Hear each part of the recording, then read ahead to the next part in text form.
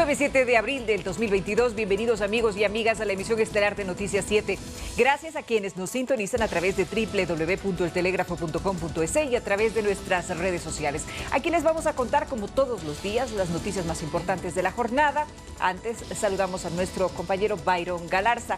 ¿Qué tal, Byron? Muy buenas noches, ¿cómo estás? Verónica, televidentes, gracias por acompañarnos como siempre a esta hora de la noche junto a sus pantallas, para, como bien ha dicho Verónica, compartir con ustedes las historias que han hecho noticia esta jornada. Y precisamente vamos a dar paso enseguida, amigos televidentes, a los titulares de la jornada.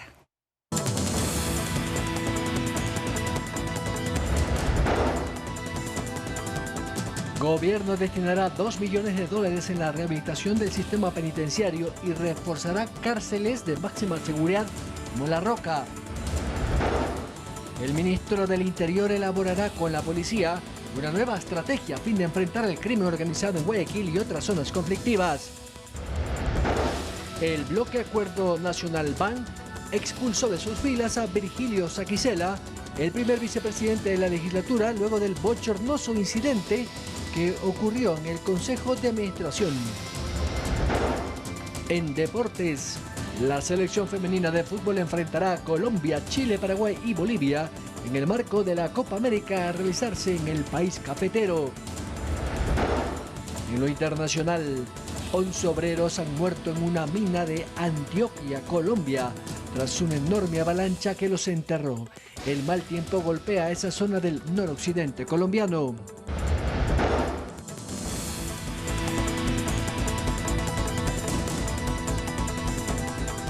Vamos con los detalles de la información, amigos televidentes. El gobierno destinará $2 millones para readecuar la infraestructura y tecnología de la cárcel de La Roca en Guayaquil. Además, se indicó que 350 personas ya han recibido el indulto con el que se busca reducir el hacinamiento carcelario.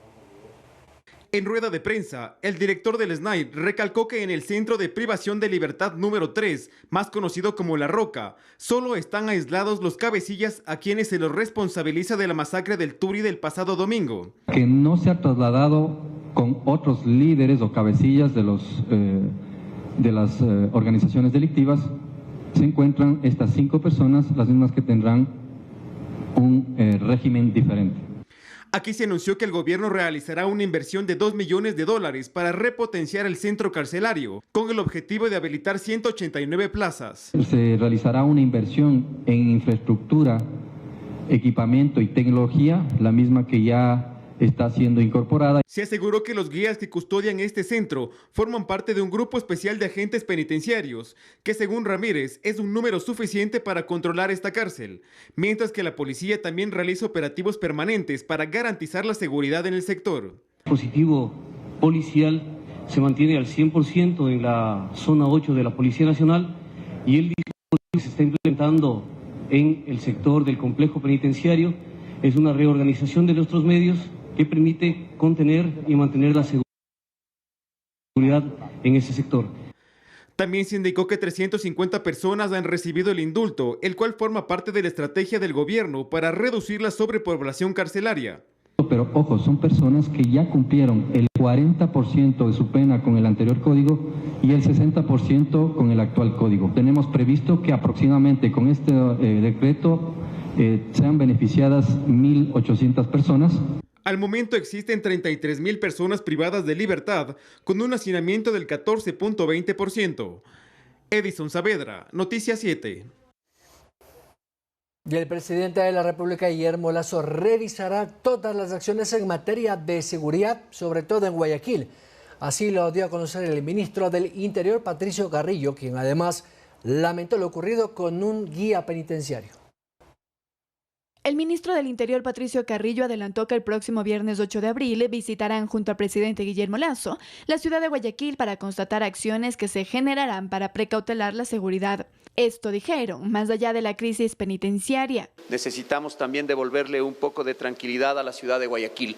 Se tiene prevista una coordinación con todos los niveles de gobierno y se organizará, a decir de las autoridades, un trabajo interinstitucional con entidades como las Fuerzas Armadas y la Fiscalía General del Estado. La capacidad de obrar que tiene la policía hoy más que nunca tiene que aparecer para demostrar nuestro compromiso con la seguridad y en el fiel cumplimiento a nuestra misión constitucional. En otro marco, el ministro Carrillo señaló que tras las nuevas estrategias implementadas por el Ejecutivo para garantizar el orden en los centros de privación de libertad, se anticipaba que podrían suscitarse reacciones y lamentó el incidente ocurrido en las instalaciones del SNAI, en donde resultó agredido un agente penitenciario. Fue un hecho que le tiene hoy en una condición de mucha criticidad en un hospital. El atentado se sabe que fue a una de las personas que se acercaba a cumplir con su obligación de prelibertad y paralelamente también habían enviado algunos mensajes, lo que obligó por precaución a realizar la evacuación en el lugar. Está todo en esto en un proceso de investigación. Andrea Orbe, Noticias 7.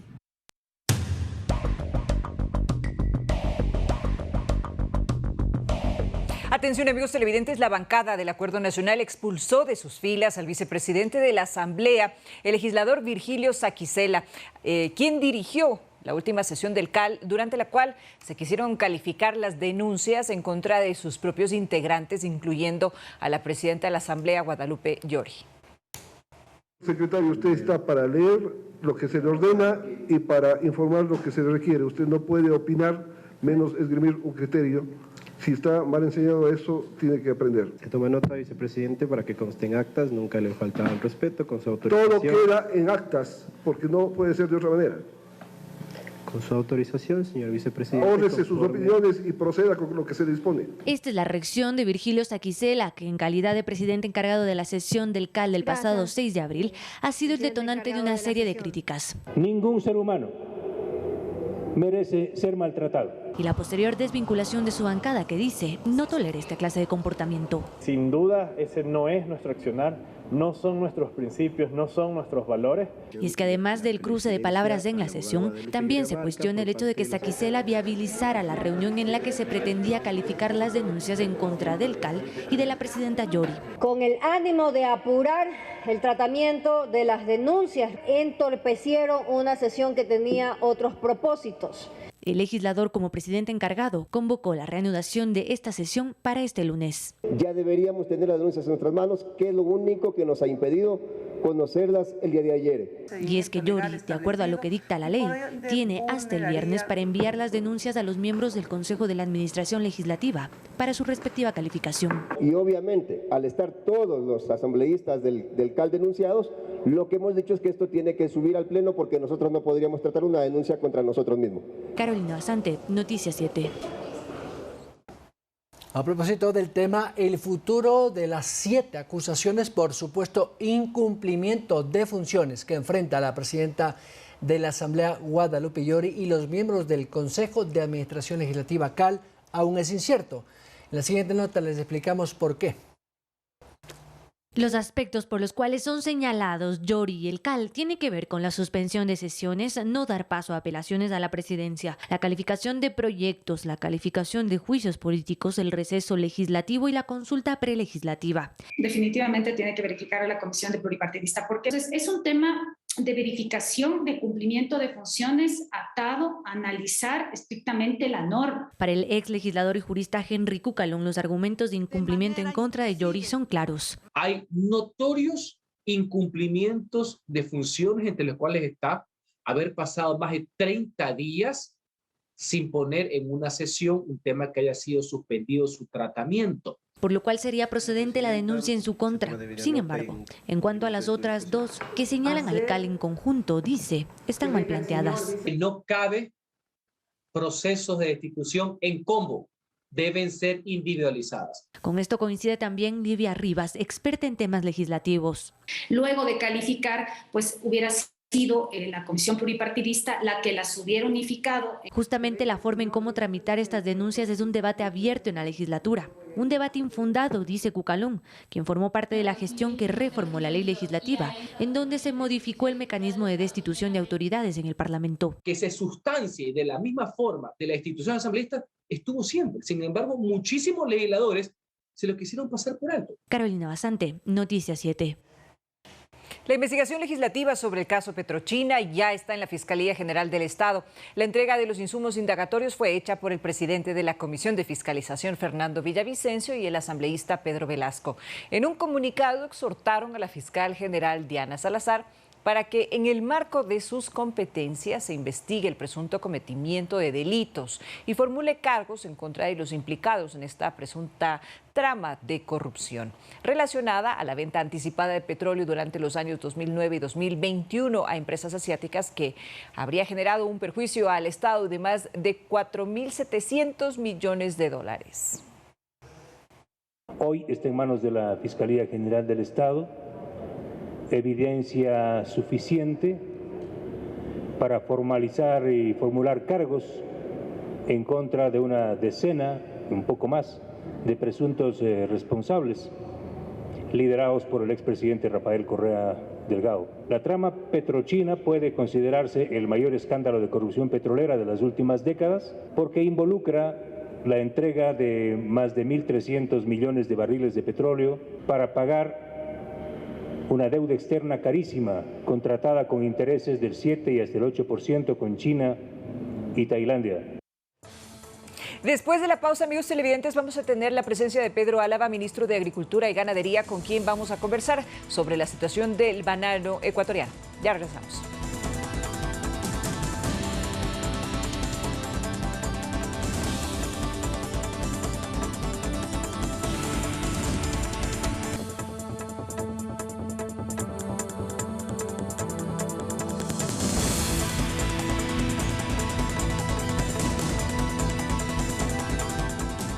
Les invitamos a que nos sigan en nuestras redes sociales permanentemente. Estamos en Facebook, Instagram y en Twitter. Además, somos retransmitidos por Pública FM, Quito, Guayaquil y Cuenca 105.3, Manta 88.1, Loja 90.5. Recuerden, Pública FM. Les contamos, amigos televidentes, que el ministro de Inclusión Económica y Social anunció la entrega del bono de 1.000 días para madres gestantes en la zona rural. Esto en el marco de la visita del presidente Guillermo Lasso a Archidona, en la provincia de Napo. A partir de mayo se tiene previsto iniciar con la entrega del denominado bono de 1.000 días a las madres gestantes del sector rural. Así lo informó el ministro de Inclusión Económica y Social, Esteban Bernal. Este bono que servirá a las madres gestantes del sector rural de nuestro país. Aspiramos que en el año 2022 por lo menos lleguemos al menos a 40.000 madres gestantes. Las declaraciones se dieron en el marco de la inauguración oficial del Centro de Desarrollo Infantil Ortiguita en Archidona, Napo. El presidente Guillermo Lasso visitó el sitio y recordó la inversión que se realizó para su repotenciación. Este es un esfuerzo ciertamente del MIES, que ha invertido $211.000. El gobierno, el municipio y aún la Iglesia Católica juntos no podemos si no están las madres que están aquí trayendo a sus hijos, confiando en que este centro, la Ortiguita, se va a preocupar de la educación intelectual y motriz de sus hijos. Y que además ahora con el programa de lucha contra la desnutrición crónica infantil, tienen aquí la dieta adecuada para alimentarse adecuada y correctamente. Según datos del MIES, el gobierno nacional ha invertido más de $2 millones en la provincia del Napo para enfrentar la desnutrición infantil. Andrea Orbe, Noticias 7. Y el presidente de la República, Guillermo Lasso, recorrió la comunidad de Yutsupín, esto es en la provincia del Napo, para evaluar los daños ocasionados por la actividad de la minería ilegal y revisó las acciones gubernamentales empleadas en esa zona. Existen 202 áreas mineras, de ellas 190 se encuentran dentro de un radio de 20 kilómetros de la zona de impacto y frente a las afectaciones de la minería ilegal se suspendieron 76 derechos mineros vigentes en el cantón Tena para proteger el ambiente y las comunidades aledañas. Este es un negocio millonario que en flagrante delito ambiental mata nuestra selva y también nuestros ríos para satisfacer la codicia de unos cuantos irresponsables. Confiamos en que los jueces actuarán ceñidos a la ley, pues ya han empezado las consabidas acciones de protección en procura de recuperar la maquinaria decomisada. Personalmente hablaré con el presidente de la Corte Nacional de Justicia, con el presidente del Consejo de la Judicatura, porque los jueces no pueden actuar en contra del Estado y del bien común y en favor de sinvergüenzas corruptos que están destruyendo la naturaleza y el medio ambiente. Vamos a cambiar de tema, amigos televidentes, y según el Movimiento Nacional Campesino, el nuevo precio fijado en la saca de arroz les va a permitir cubrir los costos de producción y también tener una utilidad. Veamos. El ministro de Agricultura y Ganadería fijó el nuevo precio de la saca de arroz para el periodo 2022. El ministro Pedro Álava explica que este precio referencial para los productores es tomando en consideración sus necesidades. Richard Intriago, dirigente del Movimiento Nacional Campesino, cuenta que para los productores arroceros este es un triunfo. Porque normalmente la saca del peso que se vende el arroz es de 215 y 220 libras. Así que para nosotros viene a dar un precio realmente importante para poder cubrir los costos de producción, pero además tener una utilidad para las familias productoras arroceras. Para Intriago ahora queda que el ministerio asegure que estos precios se respeten por parte de las piladoras. Además, el alza no debería reflejarse en el precio de venta al público. El arroz tampoco tiene por qué modificarse porque el margen de utilidad que tienen las grandes piladoras a partir del precio que ahora tenemos, eso simplemente se ajusta a la verdadera necesidad de ellos para poder comercializarlo. No tendría por qué aumentar. Álava agrega que 104.000 toneladas métricas de excedente del producto van a ser exportados a Colombia. El ministerio se encargará de exportar el 10% del producto de pequeños y medianos arroceros. Manuela Bedón, Noticias 7.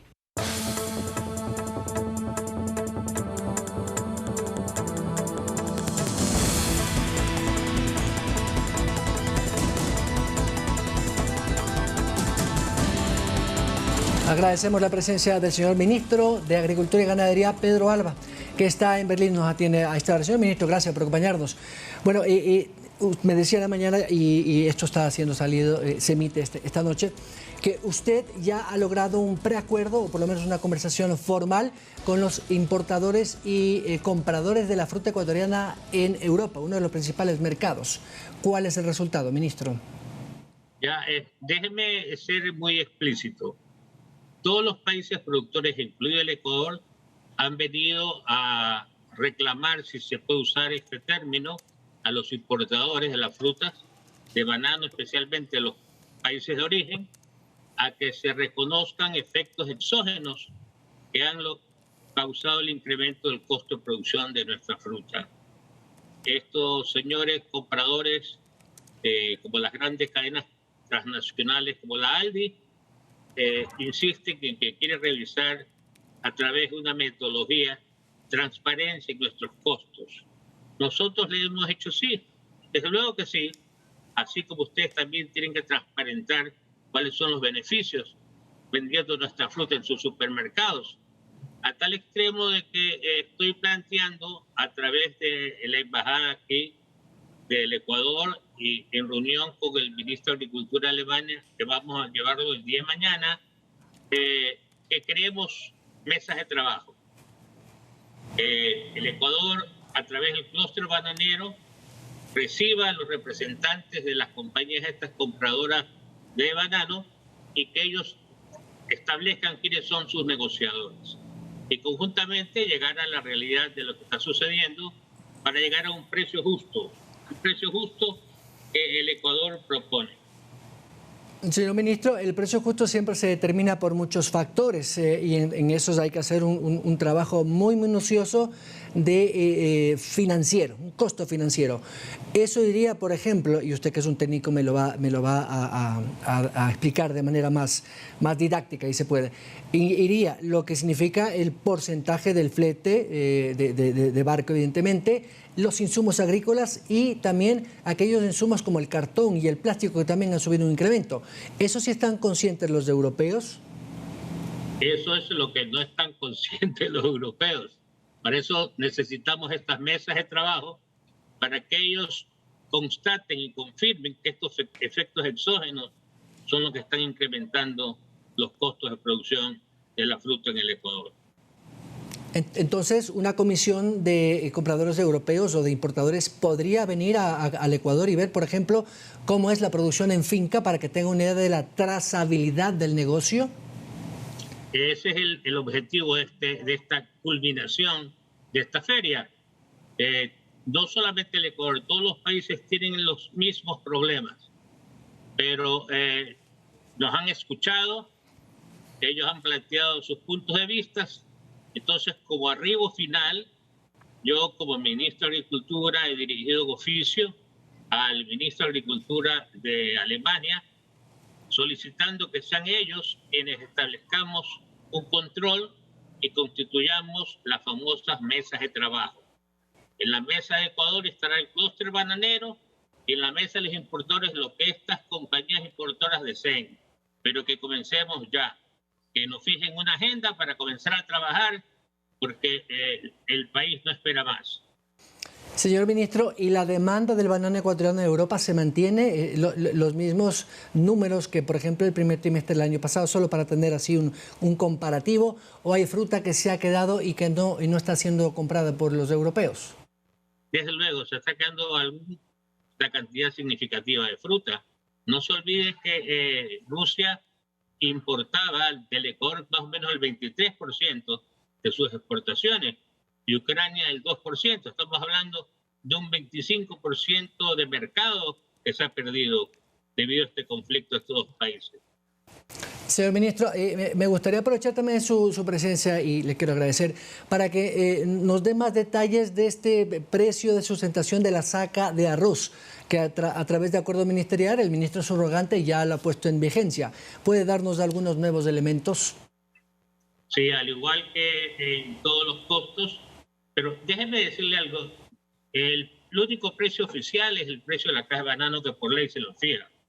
Cuando hablamos del costo de producción, el nuevo precio es de sustentación, es un precio referencial para que los productores, sembradores de arroz sepan que estamos conscientes de que se ha incrementado. Por ello es que ahora la nueva saca de 200 libras de grano largo al 20% de humedad y el 5% de impureza se lo ha determinado en $34.50. Y la saca de 200 libras, grano corto, 20% de humedad y 5% de impureza a $32.50. Señor ministro, de estas 104.000 toneladas métricas de arroz, que es el excedente que tenemos de producción de arroz, se va a exportar a Colombia. Pero la pregunta es, ¿quiénes exportan? Evidentemente los privados, con privados a través del mecanismo oficial de los países. Pero ¿son los grandes industriales que tienen en sus silos almacenados o también los pequeños y medianos productores a través de la asociatividad? Yo creo que van a participar todos, porque las piladoras grandes tendrán que comprar al pequeño productor.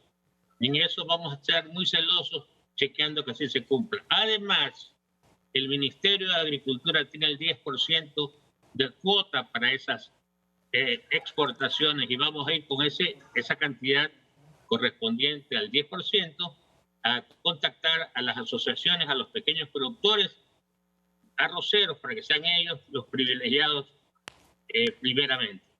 Señor ministro, estoy a 30 segundos de terminar, pero una pregunta y respuesta rápida.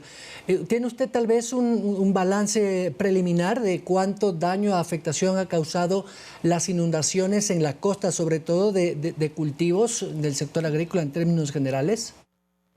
Bueno, especialmente en la cuenca baja del Guayas, ¿ya? Se han perdido cantidades importantes de arroz, pero que no son más allá de un 5% de las áreas sembradas. En los ríos también. A él se le agrega en esta provincia afectados algunas pequeñas plantaciones de cacao y también algunas plantaciones de banano. Lo que sucede en la Clementina, la hacienda Clementina está flotando como piscina, entonces ahí se está perdiendo mucha fruta. Señor ingeniero Pedro Álava, ministro de Agricultura y Ganadería, muchas gracias. Gracias a usted. Muy gentil, gracias al titular de la cartera de Agricultura que nos ha atendido a esta hora desde Berlín, Alemania, donde participa en esta feria denominada Logistic Fruit 2022 con los principales compradores europeos de nuestra fruta. Vamos a la pausa.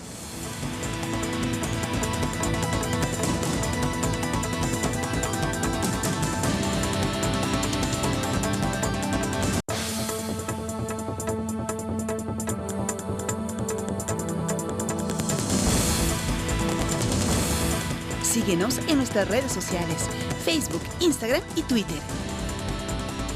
Somos retransmitidos por Pública FM Quito, Guayaquil y Cuenca, 105.3, Manta 88.1, Loja 90.5, Pública FM. Seguimos informando, amigos televidentes. Atención, al menos 175.000 estudiantes van a regresar a las aulas este nuevo periodo lectivo en el régimen Costa. Autoridades de educación anuncian más de 50.000 cupos libres para la matriculación. Este sábado 9 de abril culmina el proceso de traslado de entidades educativas fiscales, mientras que el proceso de matriculación escolar para los alumnos nuevos al sistema público empieza el lunes 11 de abril.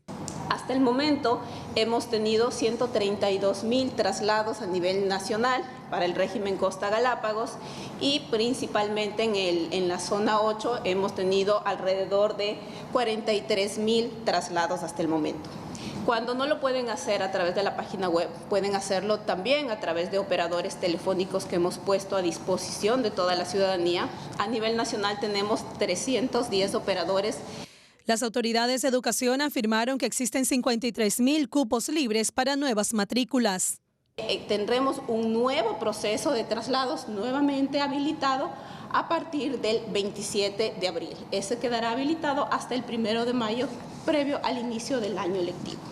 Así también indicaron que de las 1.534 unidades educativas de la zona 8, al menos 109 no podrán iniciar con el periodo educativo. Son 69 instituciones educativas que van a ser ingresadas en un periodo de mantenimiento. Dependiendo de la reparación que necesiten las instituciones, unas van a demorar 2 meses, 3 meses, hasta 4 meses la reparación. Además de estas 69 instituciones, tenemos 30 instituciones que entran en convenio, tenemos también 10 instituciones educativas rurales que van a ser intervenidas a través de un convenio tripartito.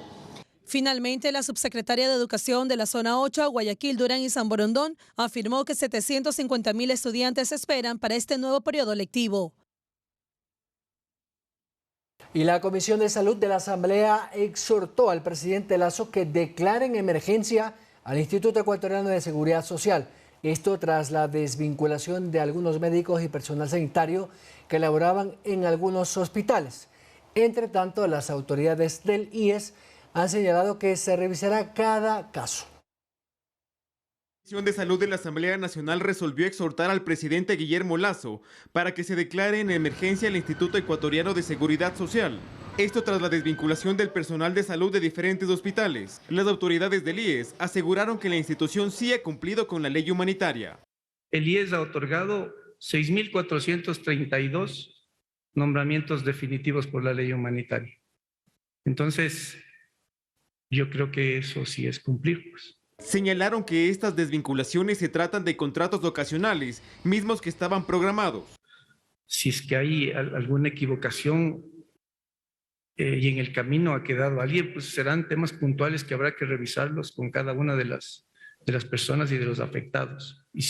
Representantes del personal médico rechazan esta justificación al asegurar que la pandemia no ha terminado y su labor en los hospitales es necesaria. Si la base de los médicos está tambaleando, si no hay contratos, ningún médico general en el país debería no estar contratado. ¿Por qué? Preferible que tengan 5 médicos a que no haya un personal que tenga que esperar 3-4 horas en emergencia para que te atiendan. Además, desde la Comisión de Salud se pide la restitución del personal separado y también que se cree una comisión interinstitucional conformada por el Ministerio de Salud, de Trabajo, Contraloría y Sercov para que evalúe la situación del Seguro Social. Edison Saavedra, Noticias 7. Atención amigos, el IES destinará 140 millones de dólares provenientes de la devolución del IVA para solventar las deudas que tiene con Solca. Con esto se busca garantizar la atención para los pacientes oncológicos.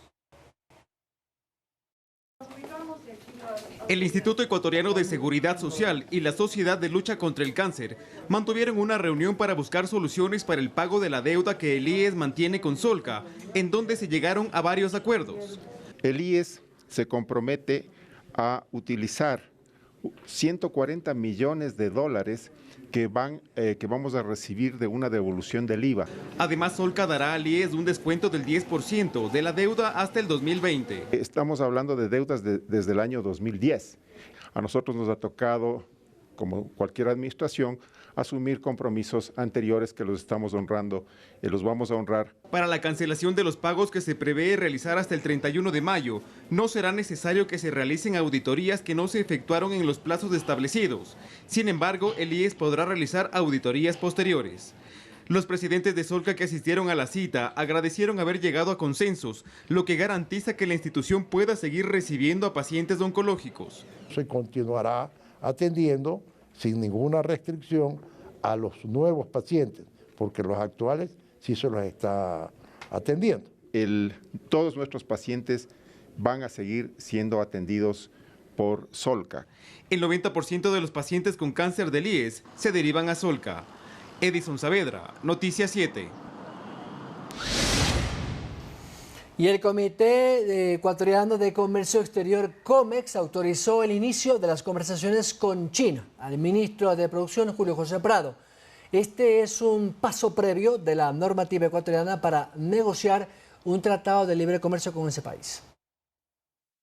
En su última resolución, el COMEX, el Comité de Comercio Exterior, resolvió dar al Ministerio de Producción el aval para la conformación de las mesas técnicas de la negociación del Tratado de Libre Comercio con China, el mercado más grande del mundo, según el analista José Orellana. Que las 17.000 y pico de hectáreas de pitahaya se pueden enviar a China.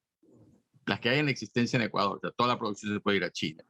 En banano te puedo garantizar que ahorita con el problema que hay con Rusia, que como muchos lastimosamente nos estamos dando cuenta, se va a extender más allá de lo que creíamos. Va a ser un problema de mediana, larga duración. China lo puede recibir sin problema. Asimismo, se debe informar del progreso de los trámites conducentes para el desarrollo de los procesos referidos y que se informe trimestralmente, dice el documento, sobre los avances y actualizaciones respecto al impacto fiscal generado sobre este proceso de negociación. José Orellana considera que el tema es complicado por la vulnerabilidad de ciertos sectores del Ecuador. Sí, sectores especialmente metalmecánico, ciertos sectores que en realidad desearían tener un tiempo bastante largo para poder adecuarse a China. El sector textilero tiene serios problemas de competitividad, inclusive con Colombia. En algún momento un empresario textilero de Quito me comentaba que más del 70% de la tela y de las prendas que se venden en Ecuador probablemente no sean hechas en Ecuador. O sea, la industria de zapatos, especialmente en el segmento más barato, que es el que tú hablas, probablemente ni siquiera permanezca en China. La muevan a Vietnam, la muevan a Etiopía, a Bangladesh, a Pakistán, porque siempre andan buscando costo de mano de obra muy baja. Byron Galarza, Noticias 7. Una investigación de la Universidad Andina determinó que varias industrias importaron en 4 años 47.000 toneladas de basura plástica, con un impacto en la contaminación. Ecuador suscribió un acuerdo internacional que prohíbe el plástico de un solo uso, aunque según los investigadores faltaría todavía mucho control sobre esta actividad. Una investigación de la Universidad Andina y la ONG Basura Cero Ecuador ha identificado entre el 2018 y este 2021 una importación de 47.000 toneladas de desechos plásticos. Las industrias que importan para su producción están incumpliendo la ley, así lo advierte la investigadora y autora María Fernanda Solís. Primero, Ecuador es signatario del convenio de Basilea y sus 2 enmiendas, la de plásticos y prohibición, que faculta al Estado ecuatoriano a prohibir el ingreso de desechos plásticos a su territorio. Solo este primer trimestre se han importado 878 toneladas. Ecuador genera más o menos 13.000 toneladas de residuos diarias y de eso el 11% corresponde a plásticos que podrían ser utilizados para la industria, para el reciclaje de los mismos. El informe determina que los desechos importados sirven para la fabricación de envases, empaques, fundas y otros productos de un solo uso que ya no corresponden a las tendencias circunstancias actuales y que ahondan aún más los problemas de medio ambiente, concluyen los investigadores. Aquí han fallado muchas instancias del Estado, no solamente el Ministerio del Ambiente, pero especialmente el Ministerio del Ambiente, que es la instancia rectora y fiscalizadora y quien debería ejercer el control y la sanción. Ecuador produce 13.000 toneladas diarias de basura y de esto el 94% se entierra sin ningún tipo de tratamiento. Tenemos una economía lineal, saca de la naturaleza, va a la fábrica, consume y entierra. Eso es obsoleto. Somos el tercer país en importación de basura. Lo que hay que ver es qué estamos haciendo con eso. Inés Manzano advierte que eso está penalizado en la ley. Byron Galarza, Noticias 7. Y la empresa Metro de Quito se pronunció sobre las denuncias de una supuesta corrupción en el inicio de la construcción de obras. Por su parte, Quito Honesto, esta ONG local, asegura que ya se recaba información con el fin de investigar lo publicado por un medio español. A través de su cuenta de Twitter, la empresa pública metropolitana Metro de Quito se pronunció sobre las denuncias por supuesta corrupción en la construcción de la obra, que son investigadas ahora por la Fiscalía de España. Aclaró que la investigación por parte de la justicia de ese país no vincula a las actuales autoridades, ni al proceso de selección de la empresa ferroviaria internacional que operará el nuevo sistema de transporte urbano en la capital. Según el pronunciamiento oficial, la empresa Metro de Quito ha entregado toda la información solicitada por la Fiscalía del Ecuador para investigar el caso en el país. De su lado, la entidad Quito Honesto también ha iniciado conversaciones para poder recabar información. Nosotros hemos oficiado ya a la Superintendencia de Compañías para saber exactamente cuál es la conformación de las compañías del consorcio que está siendo investigado y que está siendo judicializado en España. También hemos oficiado a la Cancillería para que nos se autorice la gestión a través de los canales diplomáticos correspondientes y se pueda recabar más información. Y no descartan ser ellos mismos quienes interpongan una denuncia en Fiscalía. Y estamos dispuestos a aportar con todos los hallazgos y el seguimiento que hagamos, porque ya lo hemos hecho en otros casos. Las autoridades españolas y ecuatorianas estarían investigando la contratación de un servicio de consultoría con supuestos sobornos que ascienden al 1,2 millones de dólares. Andrea Orbe, Noticias 7.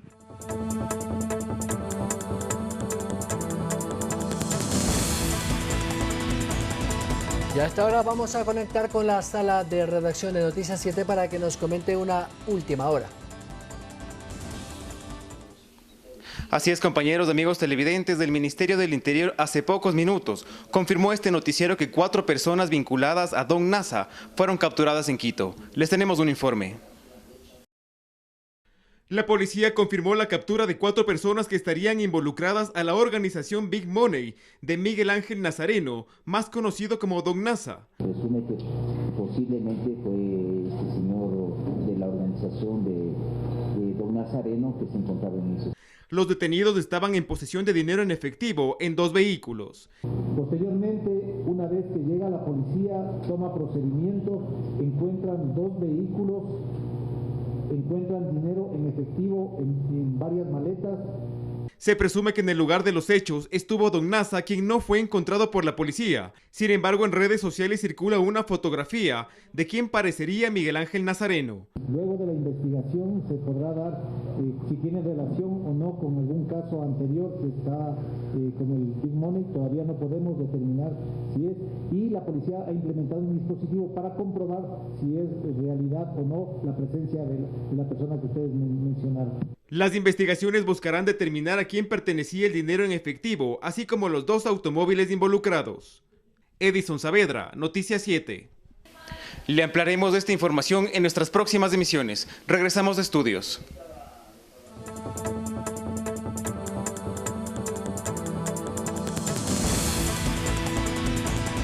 Muchísimas gracias por la información y enseguida damos paso a nuestro segmento Doctor 7. Continuamos analizando el tema de la fibromialgia, esta condición de salud que no se conoce cuál es el origen y sin embargo es una afección crónica que causa dolor en todo el cuerpo. Adelante. Hola a todos y bienvenidas amigas y amigos a su segmento médico preferido, Doctor 7, en su Noticiero 7, espacio pensado en tu bienestar y en el de tu familia, donde continuaremos nuestra revisión sobre la fibromialgia. Y el día de hoy hablaremos sobre el diagnóstico y lo difícil que resulta tanto para el paciente describir su sintomatología, así como para el médico poderlo diagnosticar.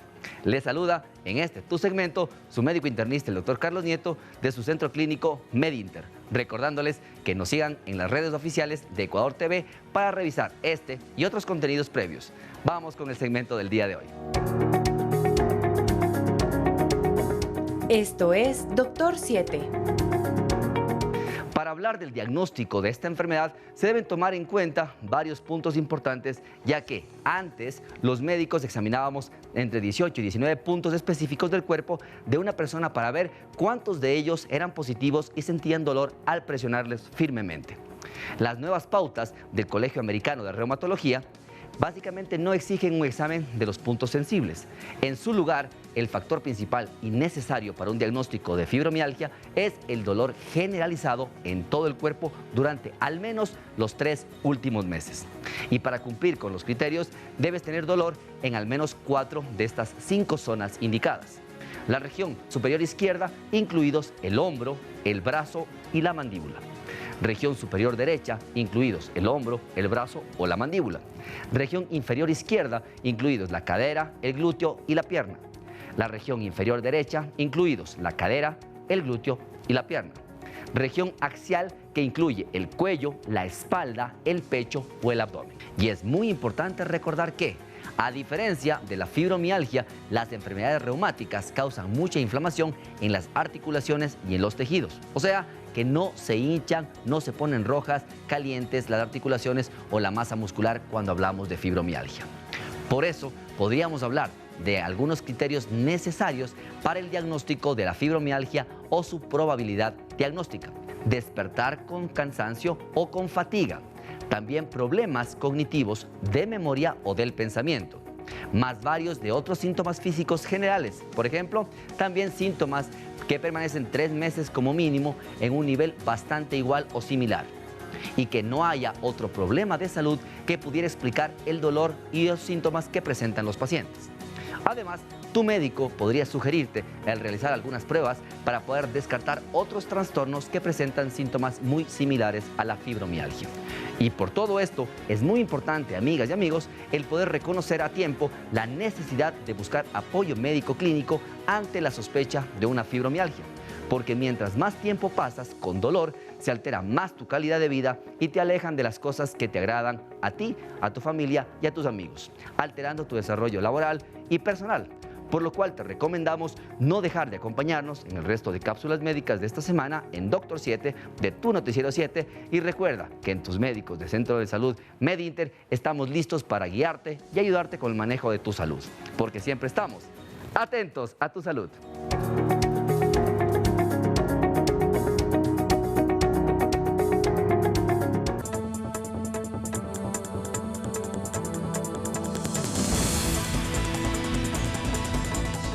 Vamos enseguida, amigos televidentes, con las noticias del mundo. Atención, un corresponsal de nuestra cadena aliada, la televisión pública de China, visitó la línea del frente en Donetsk, donde las fuerzas de la milicia rusa luchaban contra el ejército ucraniano y escapó por poco de un bombardeo que tuvo lugar a solo 10 metros de su ubicación. Les invitamos a ver la siguiente crónica.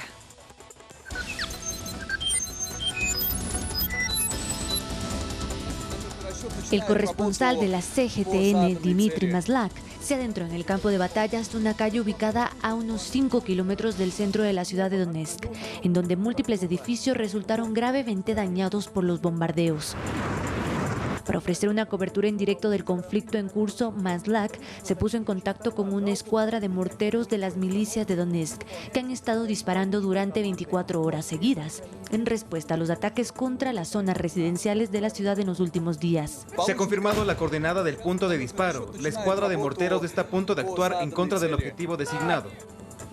En cada ataque se dispara una ráfaga de proyectiles porque se descubrió que el enemigo estaba bien al tanto de los bombardeos y también contraatacaban. Según la milicia, disparan hasta 400 proyectiles día y noche. Blindage, быстро, быстро, быстро. Tomamos medidas basadas en la inteligencia de los observadores de artillería. Estos nos emiten advertencias en caso de que el enemigo conozca nuestra posición e inicie ataques de artillería en contra de nosotros. El equipo de reporteros de CGTN estaba a punto de abandonar el área ya que el campo había sido expuesto. Sin embargo, la escuadra de morteros decidió quedarse para continuar la lucha en un nuevo campo de batalla. Carolina Basante, Noticias 7. 11 personas murieron a causa de una avalancha provocada por las intensas lluvias en Colombia. Desde que inició las temporadas de anegaciones en el vecino país en marzo, se registraron 147 emergencias, producto de movimientos en masa e inundaciones. Debido a las fuertes lluvias en Antioquia, al norte de Colombia, este jueves de la madrugada se produjo una avalancha que dejó 11 fallecidos, 8 desaparecidos y 10 heridos. Dentro del número de víctimas se encontraban trabajadores de la mina El Porvenir. Aclarar que esto es un fenómeno asociado a las altas precipitaciones, posiblemente se haya presentado un deslizamiento que haya generado un represamiento. El director del Departamento de Gestión de Desastres, Jaime Gómez, informó a los moradores que desalojen la zona e incluso hizo un llamado para que no se confíen de cualquier catástrofe ambiental que puede ocurrir si continúa lloviendo.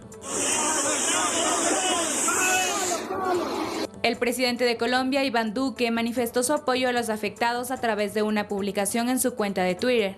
Expresamos toda nuestra solidaridad a las familias de las víctimas que dejó la avenida torrencial en Abriaquí, Antioquia, así como a los heridos que ya están siendo atendidos. Los organismos de socorro trabajan con la Unidad para la Gestión de Riesgo de Desastres en operaciones de búsqueda de desaparecidos. Sí, eso se está viniendo a poquito va viniendo. Hasta no tengo que tocar ir corriendo porque hay una piedra rodando. Durante la primera temporada de lluvias en Antioquia, el número de personas muertas es de 17.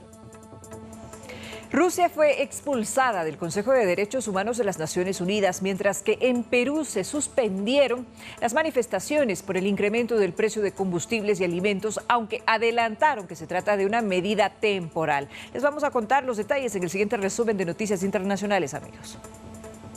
La Organización de las Naciones Unidas expulsó a Rusia del Consejo de Derechos Humanos debido a los abusos y agresiones violentas denunciados durante la invasión a Ucrania. La resolución fue adoptada con el apoyo de 93 votos de los Estados miembros del organismo, entre ellos Ecuador. Las protestas en Perú se suspenden de forma temporal. Así fue anunciado luego de que los manifestantes llegaran a un acuerdo con el gobierno del presidente Pedro Castillo. En los últimos días se registró una ola de movilizaciones violentas debido al alza de los precios del combustible y de los alimentos. El incendio en una central eléctrica en Puerto Rico dejó sin luz a 1/3 de la población de la isla. Las llamas generaron un apagón masivo que dejó sin electricidad a la mayoría de los 1,4 millones de clientes de la empresa afectada, que estimó restablecer el servicio al finalizar el día. Antes de irnos, solo anunciarles que mañana en nuestro espacio de entrevista a partir de las 7:30 estará con nosotros el padre Luis Barrios. ¿Quién es él? Él es miembro y vocero de esta comisión de pacificación de las cárceles que creó el presidente de la República. Hablaremos sobre la situación que viven los centros penitenciarios. Verónica. Así es, Byron. Amigos televidentes, les esperamos entonces a las 7 en punto de la mañana, aquí en Noticias 7 por Ecuador TV. Que la pasen muy bien, descansen. Hasta mañana.